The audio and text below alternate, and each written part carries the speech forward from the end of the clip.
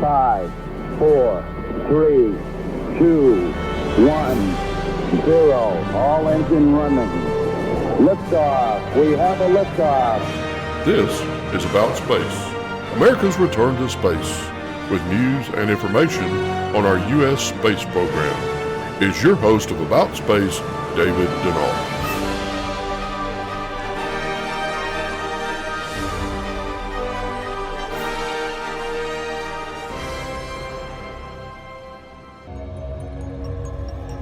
For thousands of years, man has gazed into the heavens. We've used the stars to guide us and learn the stories of Greek gods of Mount Olympus. There was Apollo, a god in Greek mythology, and one of the 12 Olympians, the son of Zeus. And so it seemed Apollo would be a fitting name for America's moon missions. But little has been told about his twin sister, Artemis, goddess of the moon and regarded as a helper of midwives, as a goddess of birth. And again, NASA has given birth to Artemis to return to the moon and stay, and to prepare for a mission to Mars. Welcome, and thanks for joining me today.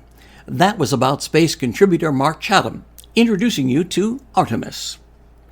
NASA has set a very bold and ambitious goal in human space exploration with the Artemis program. The plan is to return humans to the moon with the first woman and the next man on the lunar surface in 2024.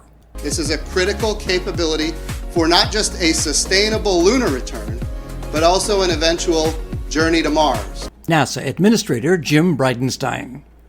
Don Meyer, our Florida Space News Editor, will join us, but first, our third space trivia question from Rick Potluck, host of America at Space on Fridays. David, here's your trivia question for today. This nebula is one of the oldest nebulas that has been studied by humans. It first appeared in our skies back in 1054. Name the nebula.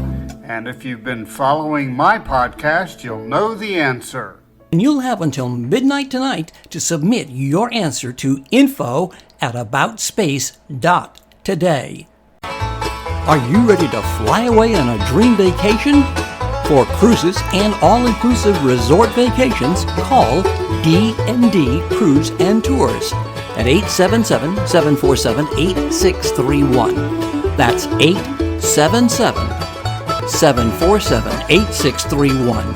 And see us on Facebook, D&D Cruise and Tours, where your dreams become a reality. From Florida's Space Coast is Don Meyer with an update on the Artemis program and the manned spaceflight this coming year.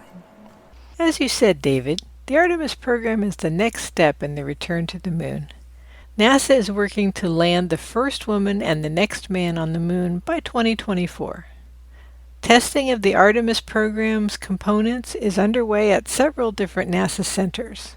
There was a booster test in Utah in September, a simulated launch countdown sequence in October at Stennis, a test of the core stage of NASA's Space Launch System, or SLS, rocket, and the Precision Lunar Landing Technologies, known as the Safe and Precise Landing Integrated Capabilities Evolution Project, or SPLICE, were tested by Blue Origin in October, and the rocket motor segments for the first flight of NASA's SLS are being stacked at the Kennedy Space Center.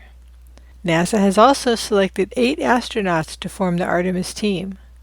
So Artemis testing and preparations are well underway at NASA.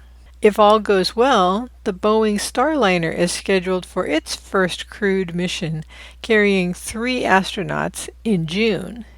Then Crew 3 is planned for launch in the fall of 2021, carrying 3 astronauts. So the ISS is going to be a very busy place with all those comings and goings, and it should be exciting. Back to you, David. So continue to listen as America plans to land the first woman and next man on the moon. For launch details and more, see us on Facebook. And I'd like to hear from you about America's return to space. Email me at david@aboutspace.today. And be sure to share our programs with your family and friends.